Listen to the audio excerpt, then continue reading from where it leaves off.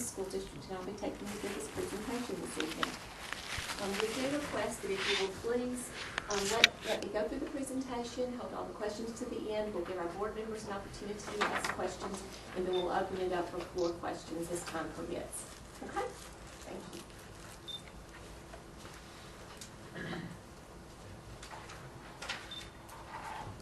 Going through the budget process is always an interesting time for me, and this year it was particularly interesting and enjoyable as I got to work with our new superintendent, Dr. Murphy, on this process. She's learned a lot, I've learned a lot, and hopefully we are learning together even more. So I've enjoyed the opportunity to look at our budget through a different lens and a different set of eyes and get a different perspective on things. So I do enjoy that. I can't see. Uh-oh. Is that better? Is that better? Okay.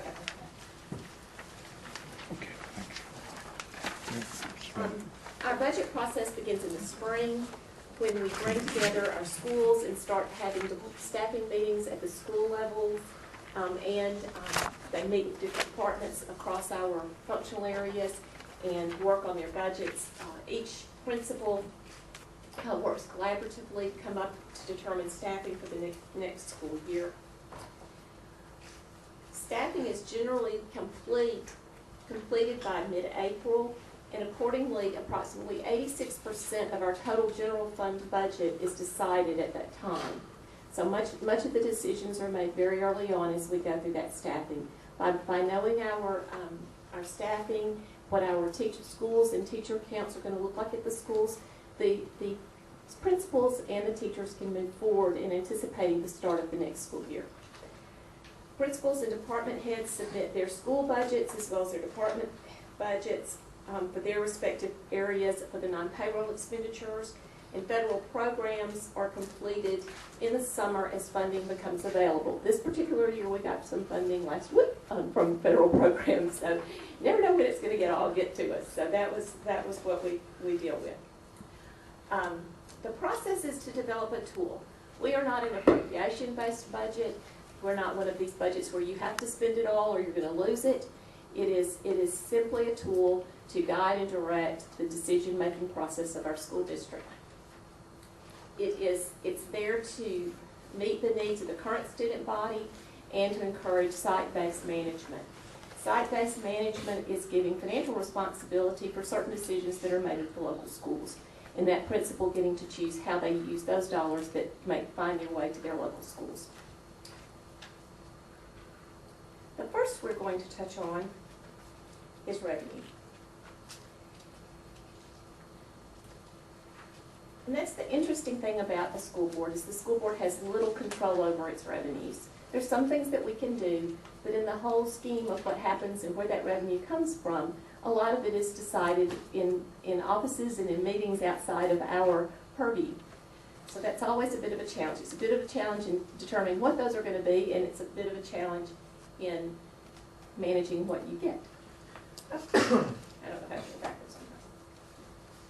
What? Now I'm going backwards. Hold on. Why am I going backwards, Justin?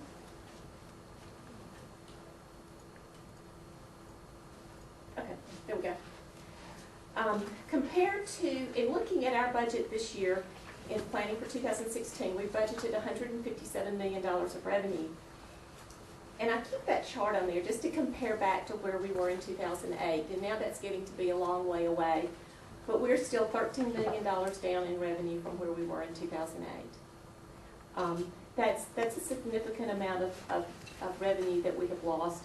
And at this point, I think it's safe to say that a lot of that is sustained loss and not loss that will come back to us in some period of time, which we had hoped would happen after the recession and when we could turn around. I think the recent fluctuation in the financial markets have done something to do a bit of confirmation to our slightly negative or bearish look at those revenue streams.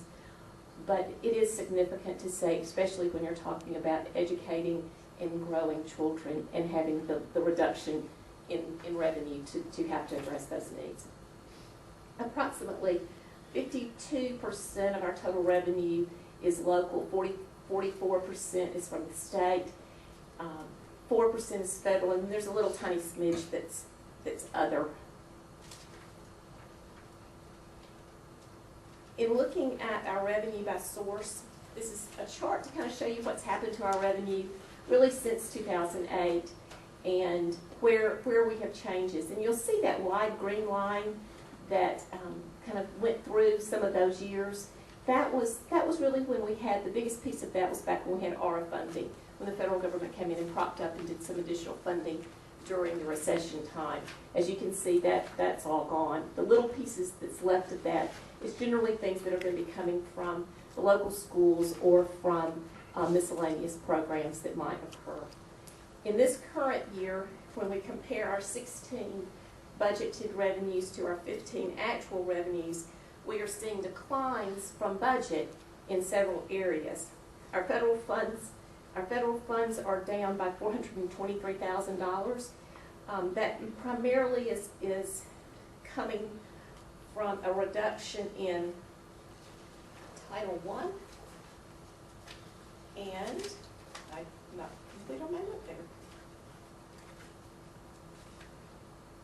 In Title I, as well as carryover dollars that we had in 2015 that have not yet been, there'll be carryover dollars that move into 16, but they won't be posted until after the year end. So that makes up that difference. State funding is down $1.4 million. That is from a decrease in our foundation funding of $484 million, primarily centered around a decrease in funding for transportation from the State Department. We also do not have in our current budget funding for our national boards teachers for the supplement or stipend that they receive from the State Department, because we don't know what that money is yet, so that comes in after the fact. We budget that, and that gets included in our budget amendment. That, of course, has an equally offsetting expenditure that goes along with it, so it's not additional net, it's just an in and an out. We also had some career tech bond money in 2015 that, as far as I know right now, we don't have it for next year. That was for us a one-time project. And then we also lost current units. We received current units from the State Department in 15, and we would not anticipate seeing current units in 16. That was about $10,000. And current units are where your funding is in arrears based on your prior year's student enrollment. Funding, current units comes about when they look at what your current year enrollment is and makes a slight adjustment to help with some of the cost of those additional teacher units that you may have had to add because of your enrollment increase. There again, without a change in our enrollment, we don't see that we'll be receiving, believe that we'll be receiving any current units or earning current units in 16. Local revenue is down, is budgeted to be down about $1.6 million, and that is primarily because it appears, in looking back and studying through it, that we perhaps over budgeted for ad valorem in 15. We received some late one-time money in 14 through ad valorem that was not a recurring revenue, and we didn't realize that until we were after that point in time in preparing our budget. So we have made that adjustment into the 15 budget and levelized those differences there. But we will see a slight downturn in ad valorem revenue.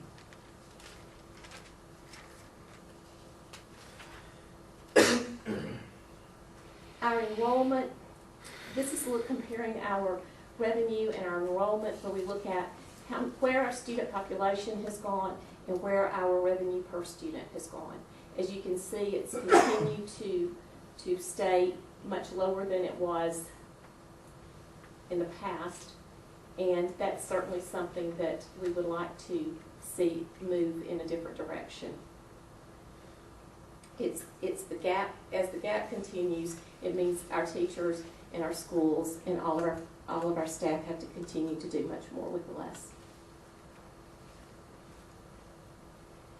Our foundation program funding, if you'll take a look, particularly down at how much we earn per ADM, we're $4,238 per ADM is earned on this year's funding, compared to $448,000 in 2008.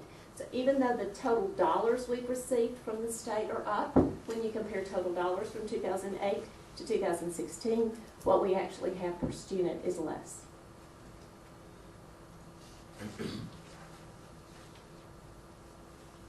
As I mentioned earlier, we are seeing a slight decline in our ad valorem for this year, and I'm projecting it to come in around $65.7 million. The original budget was about $67 million. Upon investigating the fluctuation, there were some one-time monies that we received during 14, late in 14, that were included in the formula in developing the 15 budget. And we've gone in and corrected that number so that we properly compute the number for 16. If we take out that one-time money, it puts the average increase between these 2 years of about 1.4%. We're budgeting on 1.25, but there again, we tend to want to be conservative with the way we look at that revenue. We are also seeing a bit of decline in auto, the ad valorem off of automobiles from where it has been. There seems to be a bit of a downturn with that, so that's something we'll watch as well.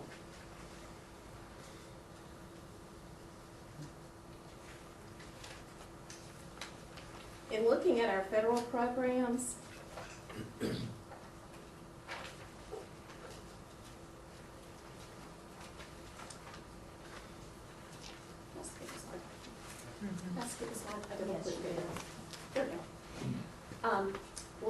this is just a comparison of our recurring revenues and recurring expenditures. And by recurring expenditures, we exclude capital expenditures because that would tend to skew the expenditures year over year. You can see that in the 2007 is the year that the 1% Jefferson County lump sum funds came in. And then you can watch as it's gone, kind of up and down over the last few years. And the part that is concerning is that this gap is continuing and widening there. We don't see it coming in and out. You can see in 11 where we had the recession come in, we had the 3 years of proration. We were able to pull those expenditures down, get the revenue where it was slightly above the expenditures during that period.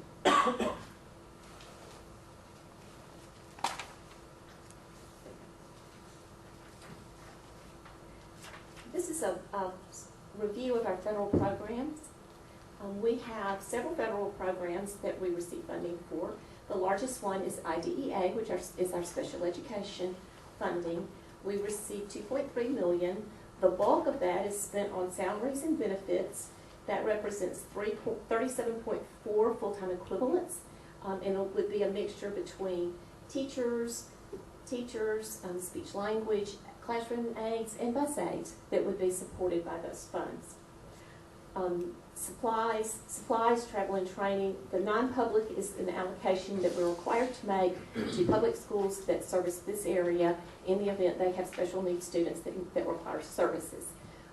Typically, we have a set amount we have to set aside for those services, and if they don't use those funds revert back to us. We do charge the IDA $10,000 in indirect cost. It's our only federal program outside of CNP that we charge indirect costs for. Preschool, we receive less than $30,000 for preschool, and all of that goes towards to pay for about half a teacher in the preschool program. Title I, we have targeted assistance Title I in 5 of our elementary schools. There again, this funding would support about 13 and a half teachers, staff, in those that are spread out over those 5 schools. Parent involvement in homeless is a piece of Title I, so portions of those funds are used to assist under very strict guidelines homeless students, as well as another piece of it is engaging parents and involving parents in ways to help and engage their students when they're outside of the classroom. So that's what those funds are used for. Title II is improving teacher quality. It provides training and professional development for our teachers. We received $145,000 for Title II. The $86,879 is not used for direct payroll. It's used to cover supplements and stipends to either bring those teachers out of the classroom and for training during the school year, or have them come in over the summer and have someone paid a stipend, have them paid a stipend to come in and attend training over the summer.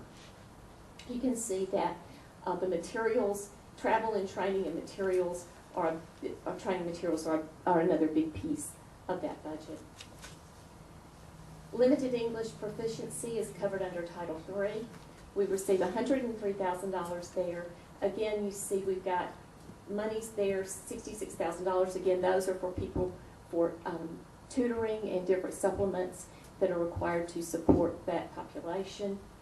Supplies and materials and instructional services are different types of programming that's done to engage and promote English language development among those students.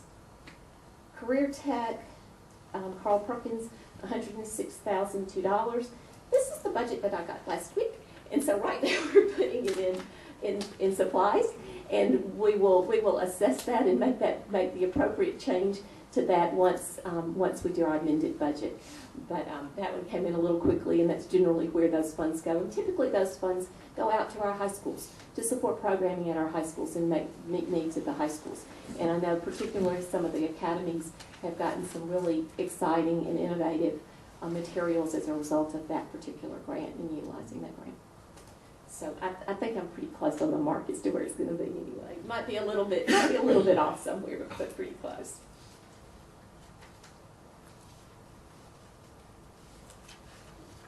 Looking at our expenditures, we have $168 million of expenditures. 68.8 or 69% of that is focused on instruction. Operations and maintenance is the next largest area at $10 million, at 17 million or 10% of the total. Transportation is 4.3, and you can see, down the line as to what the other piece is. So certainly we focus the bulk of our expenditures on instruction.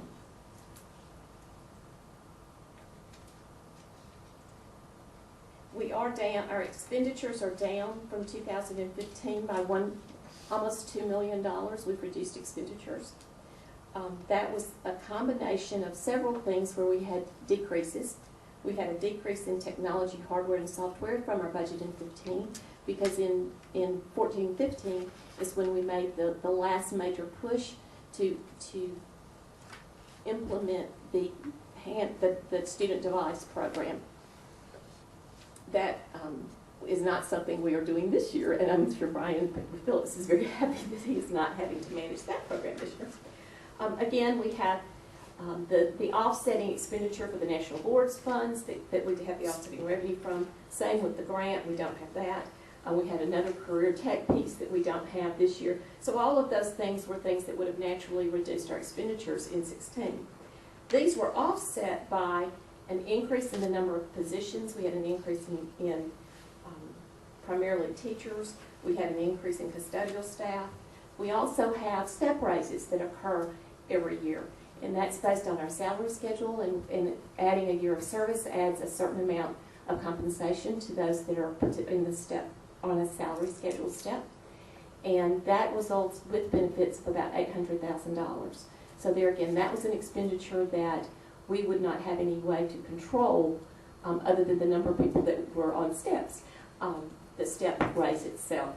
We also had an increase in retirement. The required retirement rate for Tier 1 went from 11.71 to 11.94. The resulting increase for us was approximately $125,000 a year.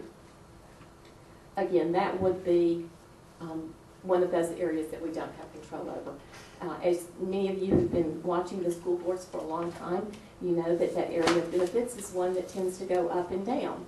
That we'll have an increase in PHIP, and then we may have a decrease in PHIP, and the same with the retirement. So we're certainly not at the very highest rates we've ever seen with PHIP in retirement, but they're working their way back up. We also have in expenditures for this year, typically we've been spending within the state allocation for our textbook program. This year we're going slightly over by about $200,000, our allocation from the state program. And that's because the adoption this year deals with science. And there were certain books that couldn't be e-books that or video type books that for that program, as well as the basic science kits that are used in our elementary schools. It's been a number of years since we have refreshed those science kits, and so Dr. Dodson has worked out an arrangement where once we purchase these science kits, they will be serviced and managed through the AMSTI program. So that, well, we've done that in the past with Simmons Middle School, so we thought that was a good arrangement for us to get into at this particular time. But that's the reason why, you know, when we look at what we've done in technology and then we say, oh, we're spending more on textbooks, it's not exactly textbooks, it's those science kits that's causing that variation there.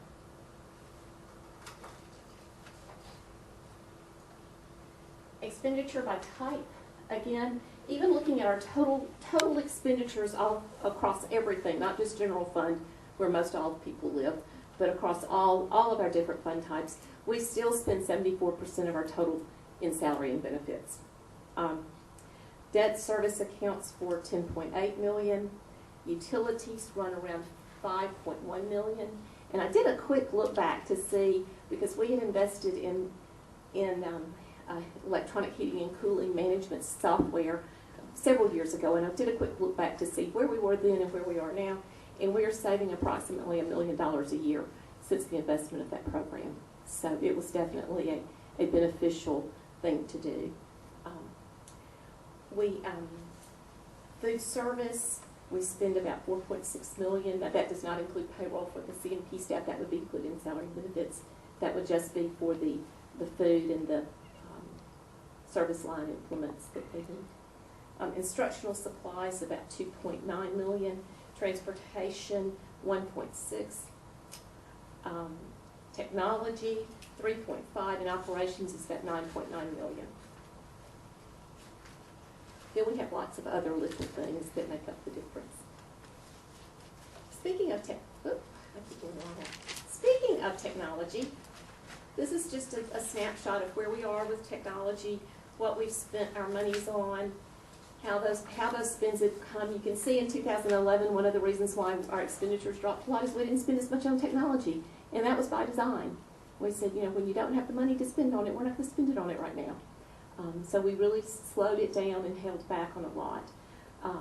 13, Brian, I think that's right, that's when the iPads rolled out. Yes. In 13. Then in 14, we came back and did the first little wave of the Chromebooks. And then in 15, we came back and did the remainder of the wave in Chromebooks. And actually what happened in 14, it was kind of an over the summer, we need to go ahead and get these out in the schools expenditure. And then this year we sort of did the same thing. We had some money budgeted in 15 for Chromebooks, and then made the decision in the spring to go ahead and complete the rollout of the Chromebooks. Thus we did a budget amendment to increase our overall expenditures in 15 to facilitate that was about $4.6 million expenditure for student devices that occurred in 15. Next year is going to be a slow year for the technology department, although they'll be managing 17,000 devices, so I don't know if it's ever slow. And Brian, you might can speak to what's planned in next year for technology. We'll start our refresh cycle, so basically 2,000 devices, student devices. But those will be like desktop devices, not student devices. No, they are student. They are student. But it's year 4, so. Okay. And then infrastructure pieces. So that's it this year. Thank you.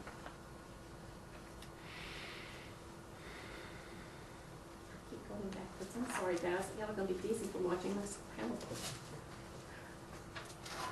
Operations and transportation. You can see we're still continue to be plagued by underfunding for that program. In this period, the gap got to be up to $2 million, if I'm right around $2 million, I believe. You know, we're still at a $1.8 million shortfall there. We continue, at least I continue, I'm probably the sole voice in the wilderness here on this one, but continue to have the discussions around, with the State Department of Transportation, around funding or giving partial funding for when we have double routes. We made the effort to go out and double routes. We did a lot of that in 11 because it really helped to offset this gap of reduction that we had. We're able to start bringing our expenditures down because of that, and we can continue to do that. And you know, it just doesn't seem quite right to me that the State Department doesn't recognize that those people are running 2 routes, and we should at least get some funding for the route. I can understand why they wouldn't want to fund us for the bus, but they should fund us for a part of that time. Kathy, and just one of the examples when people think that the Education Trust Fund has too much money, and this is a deficit here that could be spent on education. When we've got so many people saying we have too much money, this is exact. And it's what is the shortfall as far as funding? 60-something%? Yeah, I think they usually fund about 75%. I think that's the rule of thumb, is 75% of the cost. Ours might be a little bit different because we are doubling routes. What and they fund how long is the depreciation schedule on the bus? How long will they fund the bus? 10 years. And after 10 years, what is the look forward on when we are replacing buses? We have tried to start narrowing down that 10-year window, but we probably have, I knew the number and I've gone blank on it right now.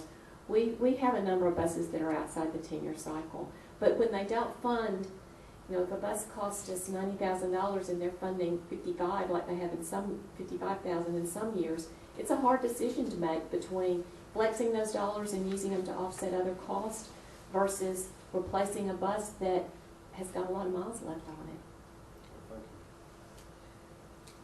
it. It's a difficult situation. Okay, we keep on with my front and back. Here's our staffing summary and where we have changes from 2015 to 2016. We have increased 22.58 teacher units. Those 18.1 of those teacher units were added during staffing in the spring. There were a handful that were sprinkled out along the year. Typically when we have our budget hearings a little bit earlier than we are this year, it just fell late this year, you will have, once school opens, you'll come up with needs to split classes because of enrollment. You'll have to make other adjustments. And so there'll be little onesie-twosies that'll come in after the school year. And so that's really the difference between where we were in the budget last year and why it was a little bit different now. But the balance of those are the 18.1 that were added during staffing in the spring. The general, if you looked at the list and said where were they focused, they were focused in foreign language. The teaching units were primarily focused around foreign language. Our enrollment had gotten, and Dr. Dodson can speak to this when I go wrong, our enrollment in the foreign languages had dropped off. It's a little bit cyclical. It depends a lot on who the teachers are. And it had dropped off. There was starting to be a rise in an increase in requests for foreign language. And we did place a number of foreign language teachers, even down to our middle schools this year. The other adds are primarily ones that occurred as a result of staffing. We did add one administrator this year. We had tried kind of a blended model to use someone that had administrative certification within a school to help to also spend part of their time being an AP in the school. That really didn't function as well as we had hoped. So then this year we actually hired an assistant principal, and that principal is shared between Brock's Gap and Deer Valley. Both of those schools were in need of that additional coverage, and we did add one administrator this year. Certified school support personnel, that's an increase. That's another tech coach was added again to work with those 17,000 devices we have out there. Support personnel, the primary result of the increase in those is replacing the custodians that have been outsourced. Both through Apple, through GCA, as well as through some temp type custodians that we were using. Is the result is where that number of ads came. Staffing by fund source, this gives you a look at where we receive funding for the various positions. As you can see, we receive the bulk, the largest number of positions are funded through the state program.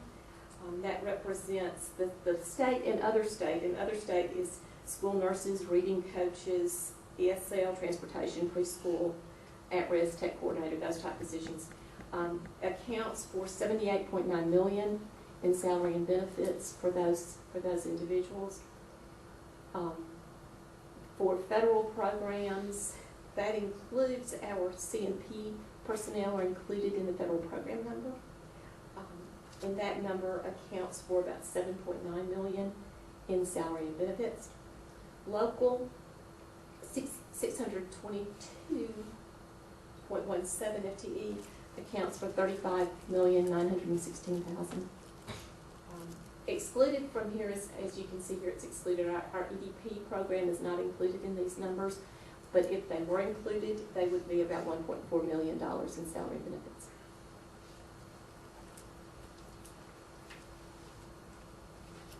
Looking at our recurring expenses, this is a simple little chart. I think it tells a lot though.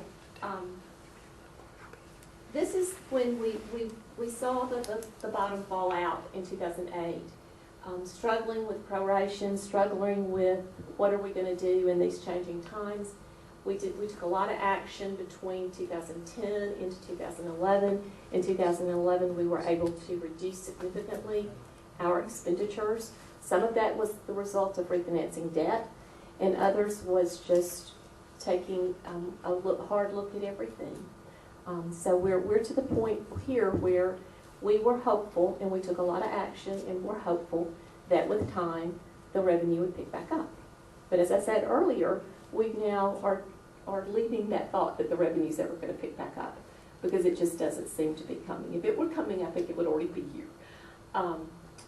But our expenditures over the next few years increased. I think this is a positive sign. I think this is a positive place for us to start discussions around what we need to do to stabilize this part of our district, because it is a downturn. We are $2 million reduced in expenditures this year than we were last year.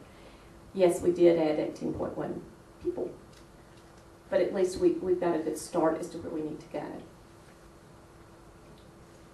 In looking at our fund balance year over year, and the way this chart works is that the green bar is the line. It's the line that tells you where it's trending. The little colors that sit on top of the line are telling you what makes up the difference between where we are at that year and where we were the year before. And the code at the bottom can help give you a clue as to what made up that change.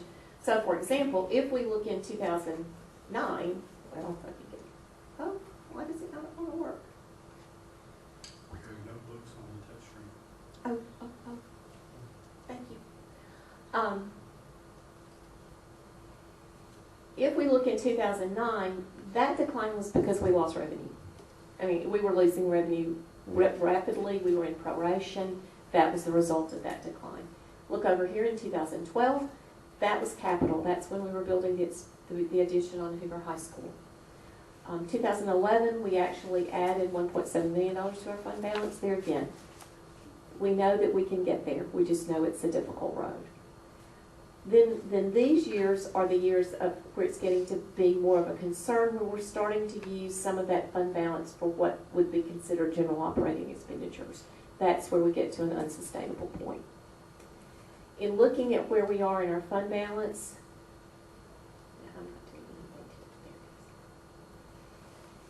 in looking at where we are with our fund balance, to me that's where the first question needs to start. What's an acceptable level of fund balance for this district? What's the fund balance do we need to be able to properly manage and secure the education process that we have to, that we want to have? And we're getting to the point where that discussion and that decision needs to be made. As you know, the state mandates a 1-month operating reserve. I think for a district of our type, that's probably too low. We probably need a little bit more fund reserve than that. And given the size of our debt, we do have $181 million worth of debt. I think we need to include that debt service payment as part of what we calculate for our 1-month reserve. Now, that's not the way the state looks at it, but I think to be conservative and to meet the needs of the district, that's the way we should look at it, would be my recommendation. If we do that, that would give us a 1-month operating reserve level that would be around $12 million.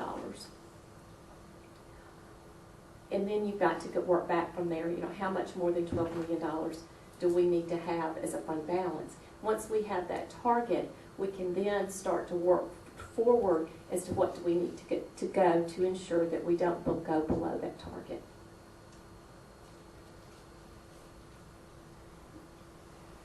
This is our budget summary for this year.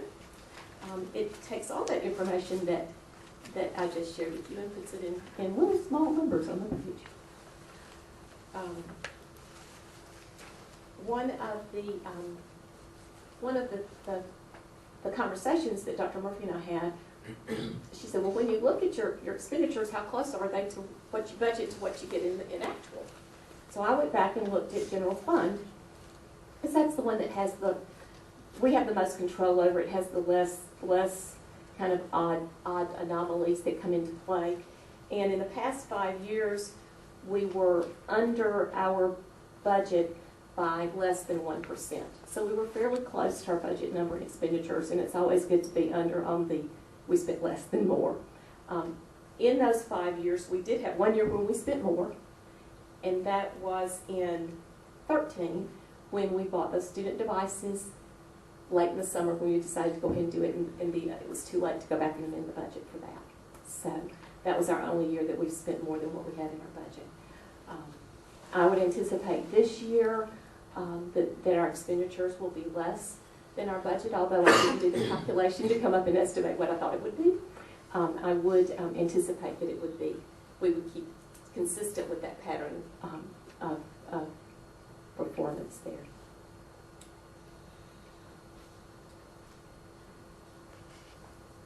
Now we need to talk about where do we go from here? We've got our budget together. We've had we've met with all these people. We've had these discussions. What's happened in the past has happened in the past, and now we're ready to move forward. And one of the things that we have to look at, as we've talked about, is to get a handle on what do we need in fund balance? Where do we need to go as far as looking at expenditures, at looking at revenues? Really the process that we went through back in 2009 and 2010, a similar process to say, what can we do? I think this time the big difference will be that discussion will not be on, well, it'll just get us back to where we're back getting our revenue again. I don't think any of us will be that optimistic this time. I think it will be, we'll look much harder at what is sustainable, what can we manage with, what is the most likely scenario. Even though in 2009 we thought it was a likely scenario that the economy would come back more strongly than it did. Some of the things that we put on a list, and this is just the list made by two Kathys, of things to look at, would be for immediate. Dr. Murphy wants to take a hard look at travel and where people are going and what they're doing, and can one go instead of four, and how are we managing that? Cell phones, that's a discussion that we've been having on and off for a number of years. I think we're ready to take a look at that and say, is there a better way for the district, and perhaps even a better way for the person to manage that cell phone program?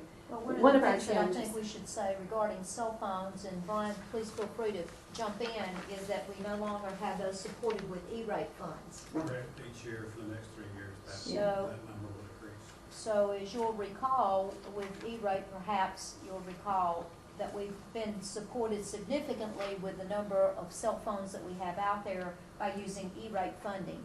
That's now tapering off, and after 3 years will be no longer, Brian? Yes, ma'am. So that's something we need to talk about. Yeah. Facility use is one of those things that we want to take a look at wear and tear on our buildings versus who's paying for what when people are using our buildings. Is does it fit within the model of how we need to move forward? Technology, that's always a discussion because that's a big spend item for us. And I'm sure, Brian will be right there at the table with us coming up with creative and innovative ways in order to move that program to there again, one that's sustainable and manageable. The things that have a bit longer window on them would be sustainable staffing. Dr. Dodson has already started with a group of educators from across the district to really begin to, of course, they're primarily looking at the biggest chunk of employees, which is teachers. But he's got everybody, all classes in his model, because he shared his model with me. And they're looking at what's sustainable, what can we work with. And he and I have had several very good conversations about determining what's sustainable. And you may have to project those dollars out a little bit to say, okay, we're going to have them for a while, so let's look at the end cost, so we don't get to a point for 1 year and then an $800,000 step raise comes along, or an increase in PICA happens, or a change in retirement. That we really are holding true to the concept of sustainability. And another thing to look for and to start to talk about is additional sources of revenue. I know over the years we've had several discussions about that, about where additional revenue sources, not just one-time grant revenue sources, but continued revenue sources could be. And we want to continue to have that. We know that depending on how it all works out, we may be getting a little bit of additional revenue from Jefferson County as it relates to that 1% sales tax, and that we'll get some annually. Although I hear some of my fellow school districts are planning for those to receive those in this coming fiscal year. I kind of heard it wouldn't be till 17 that we saw any of that money. Isn't that what we heard, Mr. Kelly? That was what they told us, it would be in arrears. Yeah, it would be in arrears, so it's going to be a while. But they don't know what they're doing, so. Pardon? Nothing. It's still in court, isn't it? Yeah, it is. Yeah, it is. So that's something that's out there that, we may see some of one day, but I'm not going to put it in the budget yet, so we'll hold off on that one. But there could be other things and other processes. I know Dr. Murphy has her thinking cap on, working around what types of engagement that's going to take place around these different conversations, and I'm sure she will be following up with you. I know with regard to the sustainable staffing, the plan would be to have a form of a plan available when we start staffing for next school year. It may not be, we may not be complete with it, and we may not go 100% to Bright in 1 year with it. Those are all decisions that have to be made between now and we get to that springtime. But at least I would imagine some form of that would be implemented with the beginning of staffing for the next school year. Is that fair to say? Okay. All right, we are now to the end, and I will be happy to answer any questions the board. Huh? Yes, we can do that, and I don't have those pages, and I apologize for that. Do you want my copy? Yes. Thank you.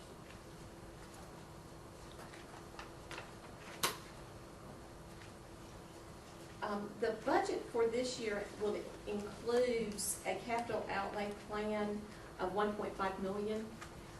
It will be for various life cycle items, mechanical, roofs, flooring, pavement repairs, painting, those types of items.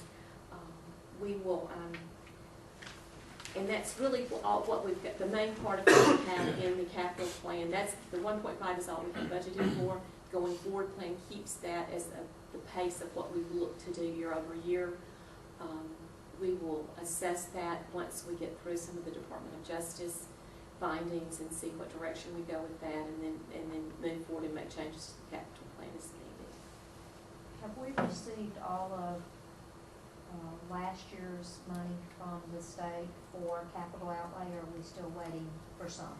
I think that comes in, I don't think it comes in months. I think it comes in with the monthly. Usually, oh, does it? I think it does. Usually, okay. Well, Michelle would know.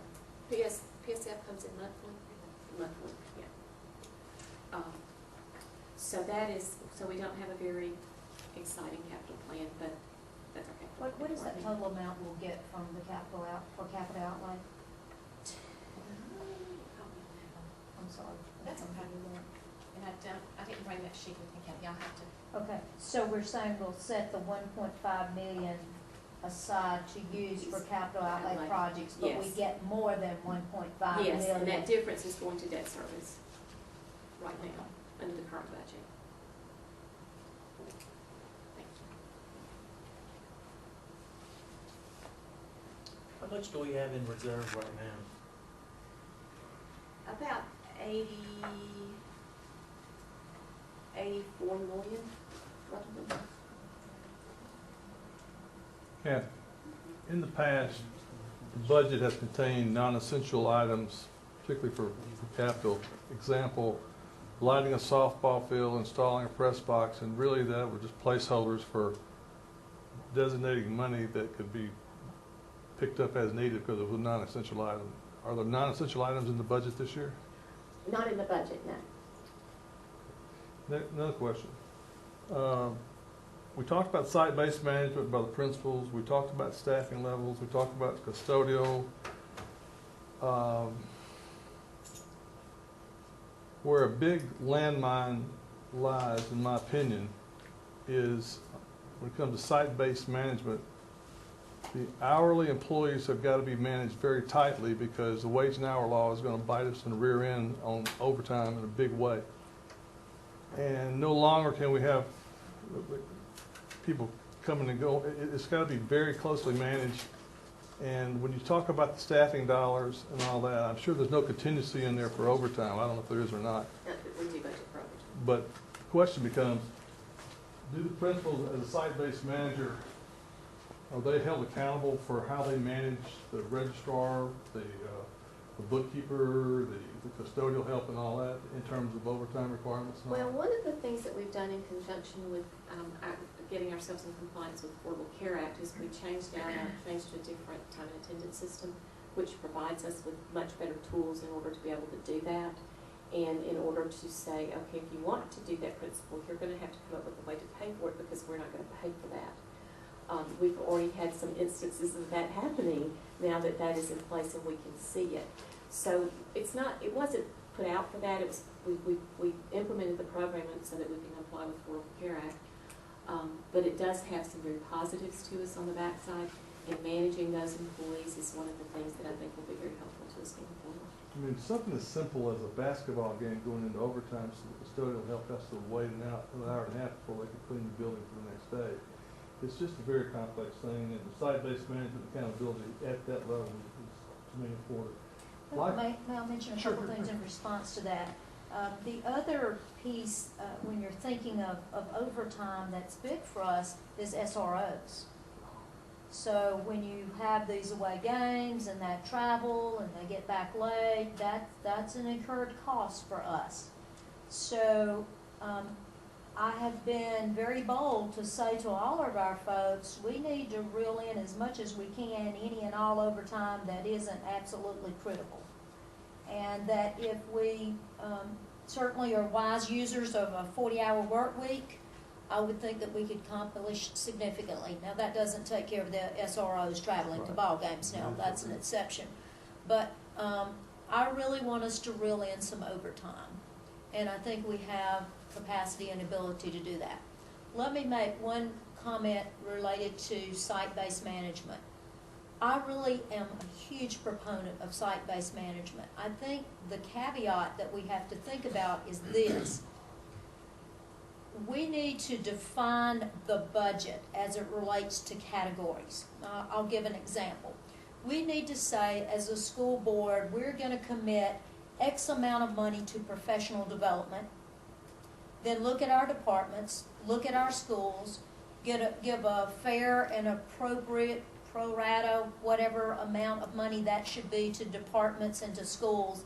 And then site-based management says, principal, you now have this amount of money. How do you want to best utilize that money that you have for professional development versus the possibility of nothing being defined and them sending lots of people to lots of events, national conferences, workshops. One registration that came across the desk was for $800 registration and 3 people wanted to go, and I'll be honest, I said absolutely not. because that wasn't gonna include, in addition to the $800 registration for 3 people, flights and meals and the whole package that gets to be multiple thousands of dollars. So I just want us to be smarter about that, and I think one way we can do that is define money in categories, and then allow site-based management to take place, which is, here's how much money you have, and how do you want to utilize that now for professional development, or technology, or things that, maybe technology is not a good example, but again, and now the concern is some people could very well interpret that as you're not supporting site-based management because I need 4 additional people, I need 2 new phones, and I need 10 new computers, and I'm at this site and I know that and I need you to do it. And so I think it may be important for us to be very clear, at least me, as it relates to conversations and interactions with principals, that we clearly define what is site-based management. Site-based management doesn't mean you get to choose the budget, it means you get to choose what you're gonna do with that budget. Yeah, it's a great point, and within that point is the fact that we added 18 new teacher units, which is kind of interesting because enrollment was flat, and I can understand the foreign language thing, but you only have X number of kids, X number of classrooms, and all that. But the interesting part about it, even though that sounds like a bit extravagant, and there was a gap in leadership, if you will, between the time Andy left and the time you got it, so it didn't occur on anybody's watch, except for Dr. Reese. But it's my understanding that it started out a whole lot of work, didn't it, Ron? And Yes. and It even was though a it lot sounds of like work. a lot, you basically almost threw yourself under the bus to get even to that point. And so it gets back to your idea about site-based management and clarifying for the principals some expectation of what they need to manage is a huge step forward, in my opinion.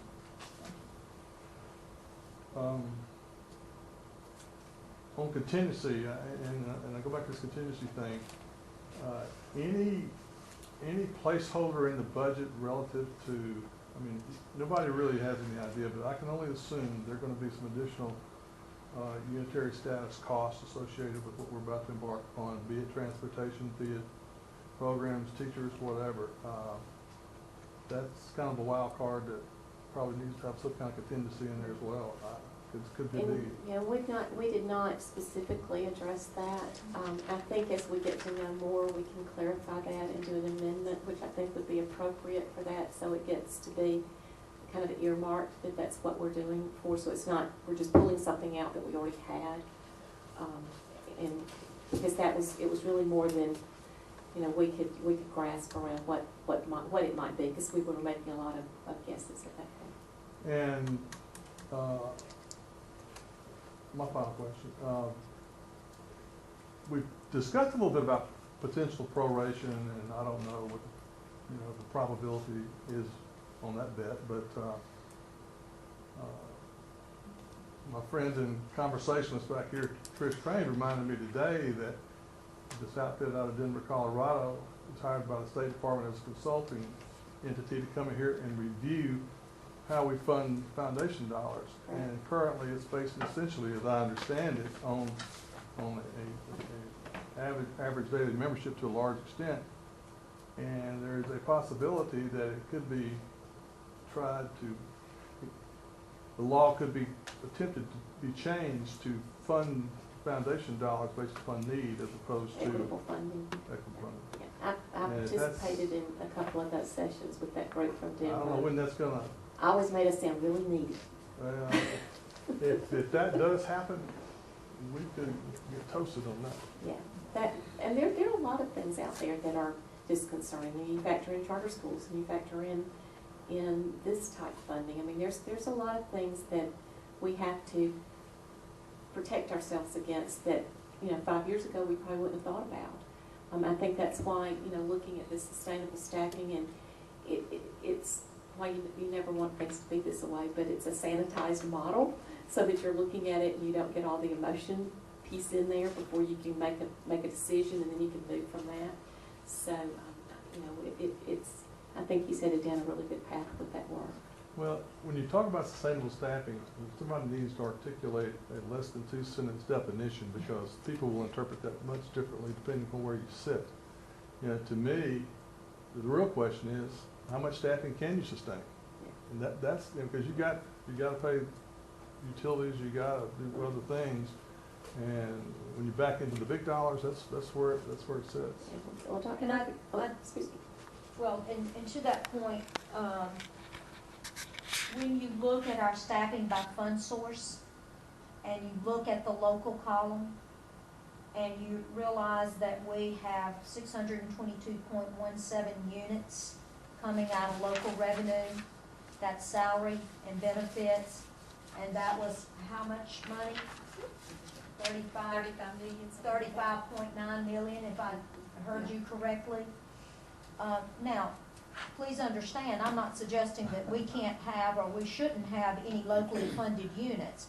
But I think a wise question for us to pose to ourselves at this point is, do we need an additional 622 above and beyond what the state already allocates?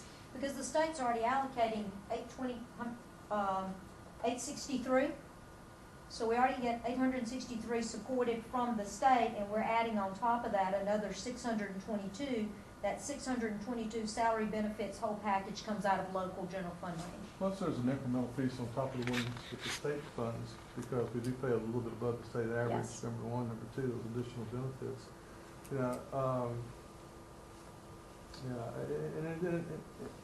don't know, at the end of the day,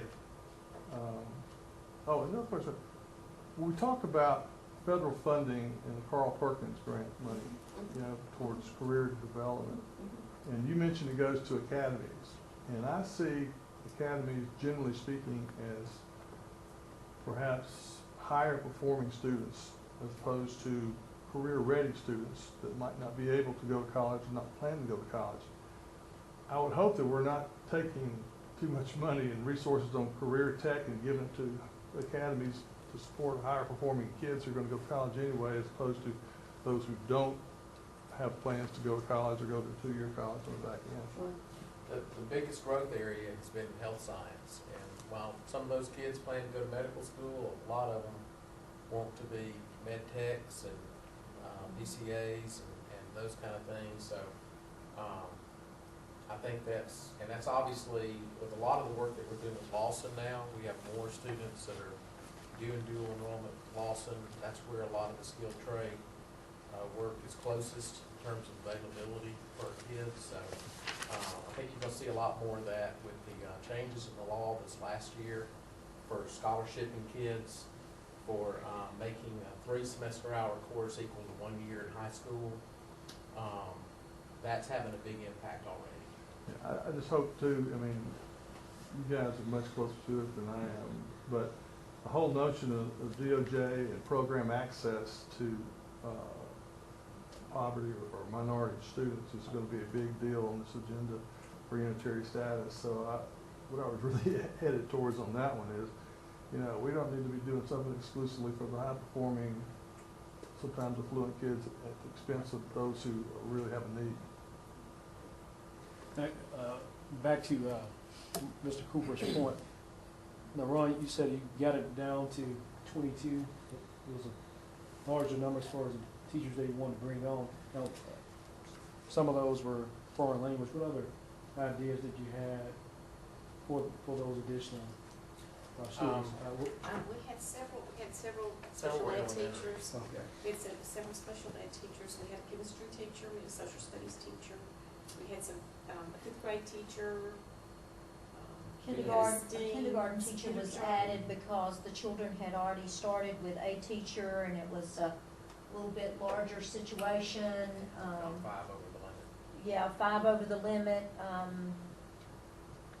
We had 2 enrichment teachers.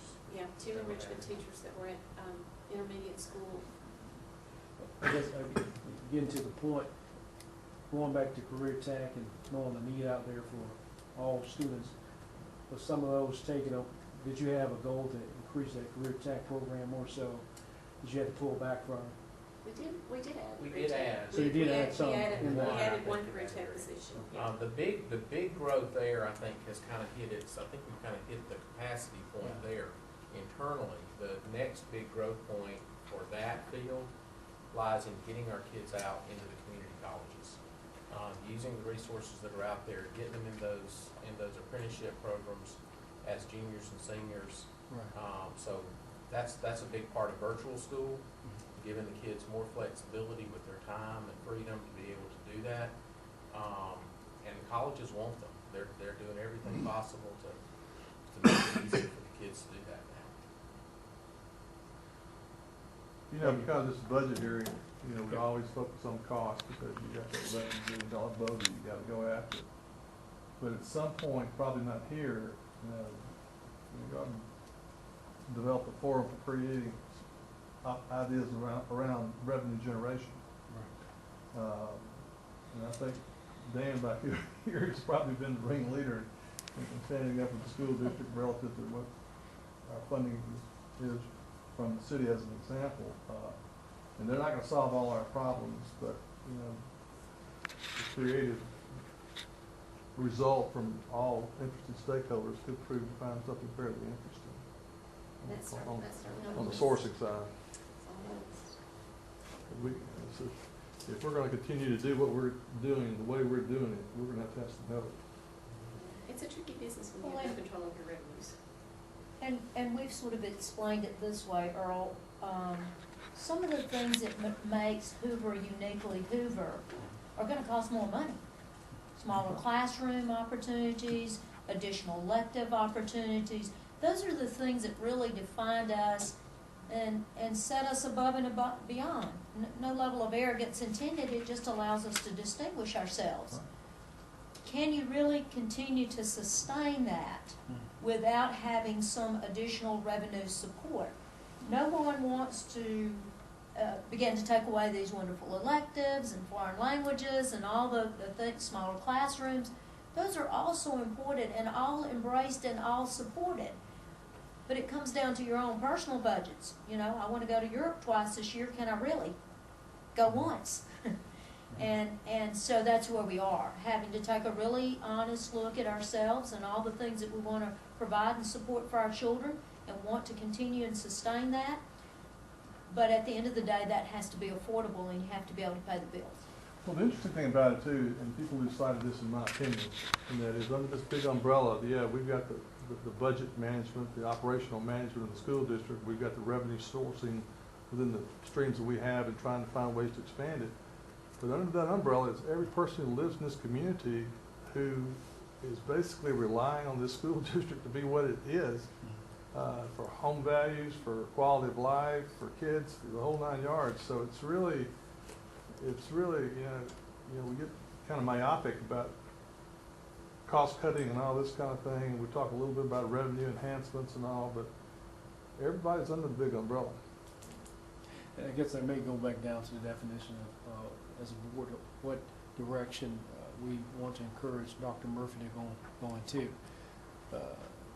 Because when you know, getting back to your point, you know, we can't go out with a utility of water. We got to have water. So, do we develop? Are we taking away things that can eventually help our budget, but overall hurt our kids' growth pattern long term? So, you know, you can go on the budget and take funding away from it in any type of way. But what's the long term effect? We're gonna put forward on that. And you know, getting back to the Hoover way, I think it's important that we put our kids in every situation to be successful, whether they want to go career tech for 2 years and then go back and get a 4-year degree to own their own business. I mean, this is America, and it's built on achievement. So, Yeah, I don't think the board, I mean, I don't see us as telling her what to do necessarily in that regard, because she'll have a much better understanding and come to us with some recommendations and some, you know, cost benefit. And I mean, it's going to have to be the challenging discussions that occur with all the public stakeholders, and you know, everybody together who's under this umbrella is going to have to decide how, you know, what they want and how good they want it, you know, because they're, you know, when it comes to cost, in a lot of cases, it is what it is. but are we asking Dr. Murphy to look at the budget to find ways to decrease expenditures, or what are we asking? I think that's kind of embedded in her job description. I mean, you can ask her. We do that, Kathy? I would like to. I think, that's just I good think one of management. the You gotta do things that we'll do, is exactly what the slide that was shared with you. It's incumbent upon us at this point to look at everything. There was nothing up there that we listed that we're saying, Brian, we're getting ready to cut this technology thing out, it's just costing us too much money. Or we're getting ready to take everybody's cell phone away from them because it's too expensive. That's not the conversation. The conversation is, you know, what can we do? How can we take it to the next level? Are we being savvy, not necessarily frugal, but savvy with our taxpayers' money, and not compromising the teaching and learning process at the same time?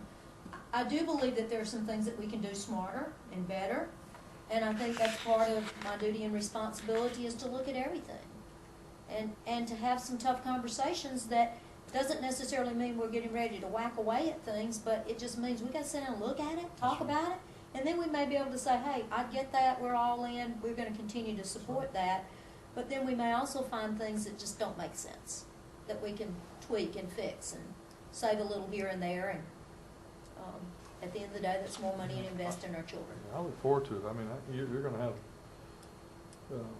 your mind around it much better than any of us, and it's gonna be a good discussion, and you don't mind having a discussion in a public forum and taking input from every stakeholder who has something to say, which is a great thing. Look forward to it. We're gonna be better for it.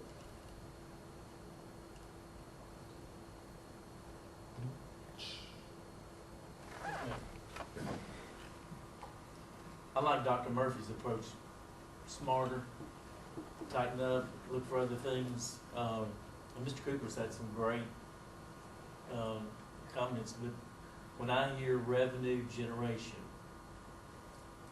my chest starts to hurt. I hear increased property taxes. I hear increased sales taxes.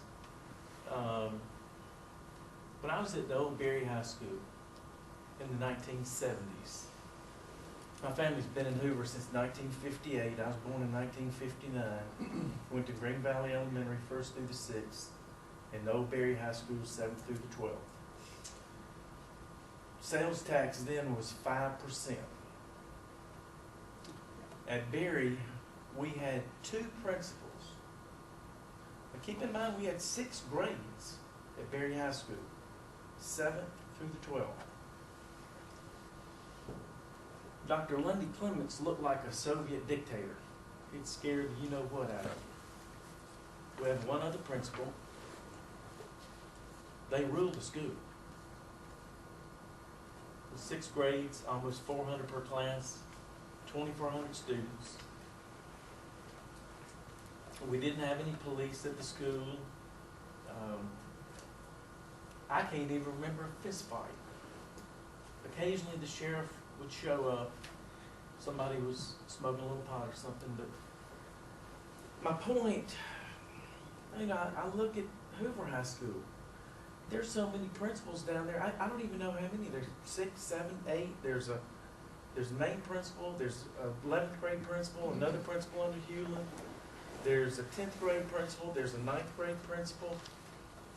And I look at things like that, and I'm thinking, well, maybe that's a place where Dr. Murphy, we've got to cut out. Mr. Cooper said that 11 million. If we're revenue at 157 and we're spending 168 million, $11 million. When do those two come back in line? It doesn't last very long at my house.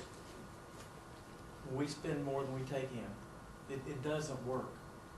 I remember back in 2000, from 2000 to 2004, there were 140, 150, 160.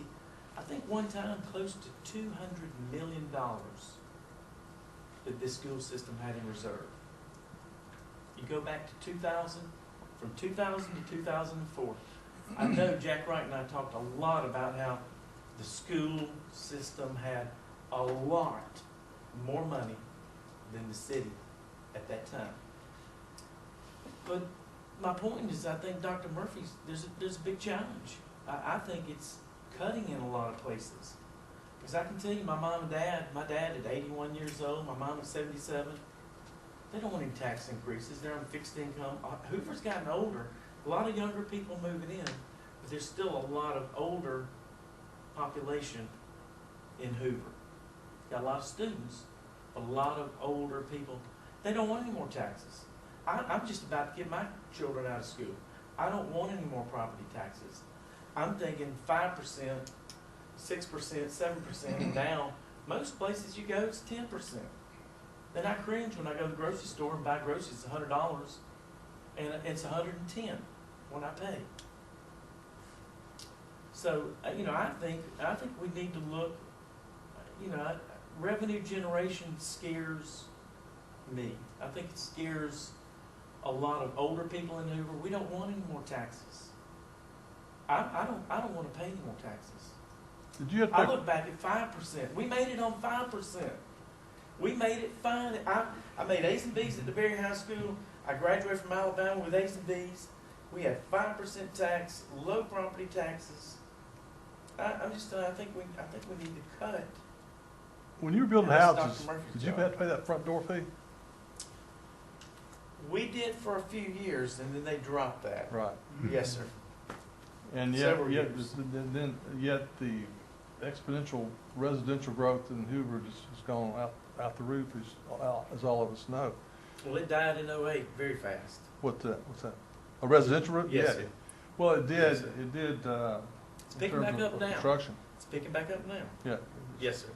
But, the whole thing too is, if you think those APs at Hoover High School have nothing to do, it might be worth spending the day with them. I mean, in fact, you got SROs in there, just an unfortunate consequence of today's society, because it's not because we like guys and gals walking around I in understand uniform. that. It's Yes, just, sir.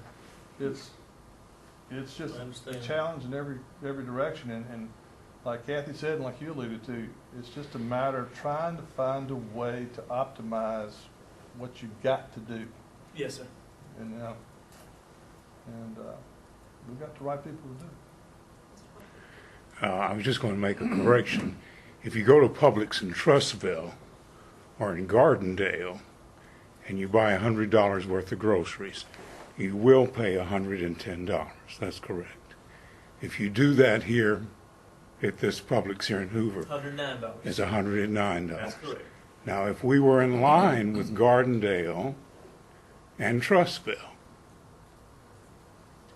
and that money, that extra penny, or extra 10, will be extra $10 on $100. If that went to, extra dollar, sorry, Yes. just an extra dollar.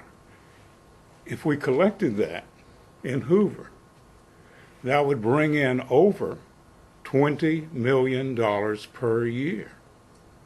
Now, I have the audacity to suggest to the council that all of that go to the Hoover schools.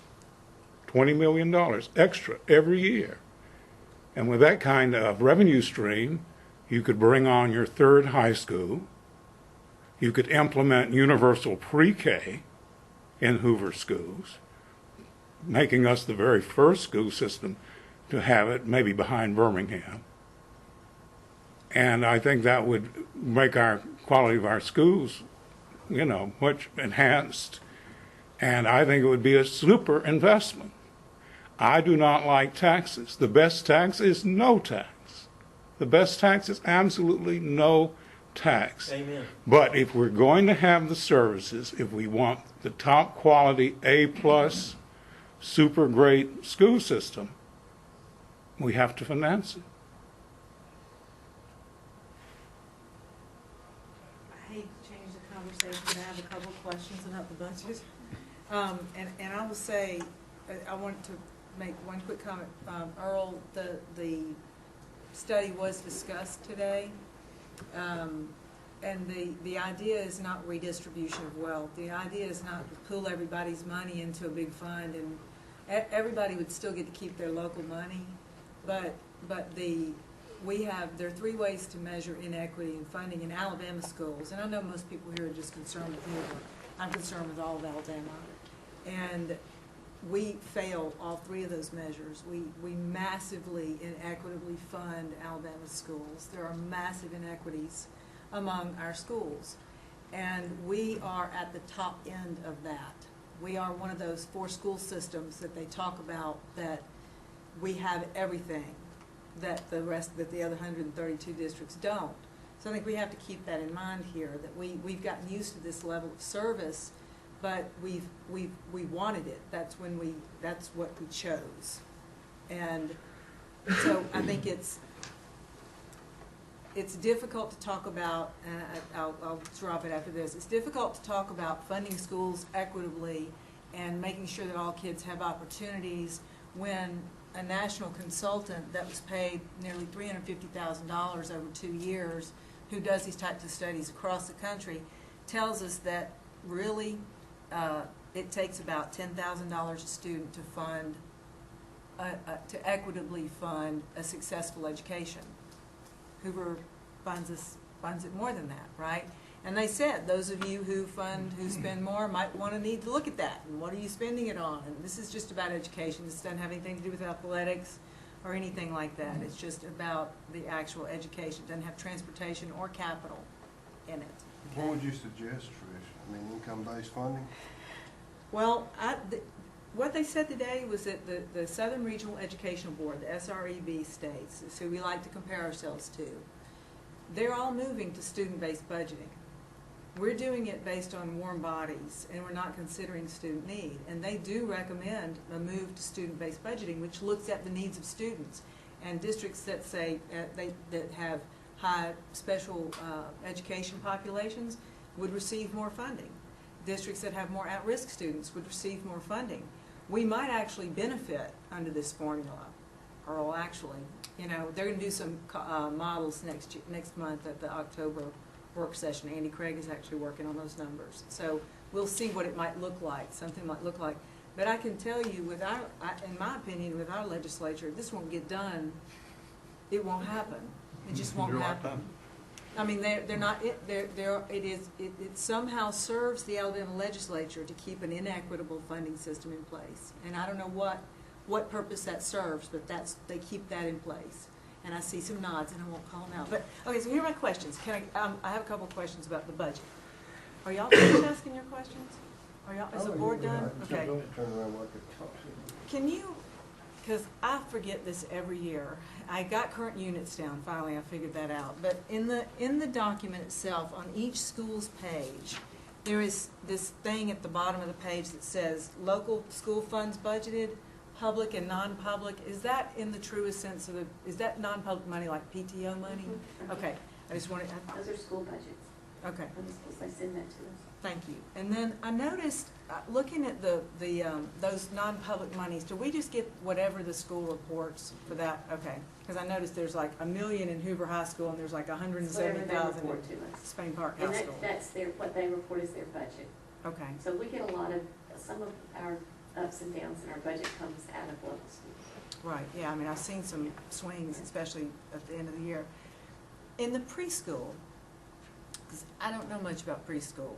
You know, we get $30,000 from the federal government in federal funds, and I know that a lot of local money is spent on preschool. Mm-hmm. Who, other than children with, because that money comes for children with disabilities, supposedly, right, to serve kids with disabilities. They have to go through an identification process Right. to have needs. Yeah.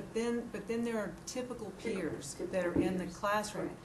Where did those come from? How do people get into the preschool that aren't identified with special needs? I believe they can apply to come to become a typical peer. I believe they're here. I believe they apply for that, and there is tuition that's charged for the typical peers. Okay, I just see. I know that a lot of local money goes to that. Yeah, All right. we have a lot of we sometimes tend to run out of space for the number of typical peers, but we are required, I believe, Ron, if that's right, to have typical peers in that program. Okay, and last question, when you were talking about recurring expenditures, do we consider, have we bought into the idea that technology is a recurring expenditure? Have we sort of added that in, you know, when we're replenishing in year 1, 2, 3? The only thing I take out is capital to do that. When I look at recurring expenses, I just take out capital. And tech is not considered capital? There may be a small piece that would be capitalized, but most of it is not because of the type of devices that they're purchasing now. It's inventory. It's an inventory item, but it's not capital. So it's got an inventory tag, but it's not capital.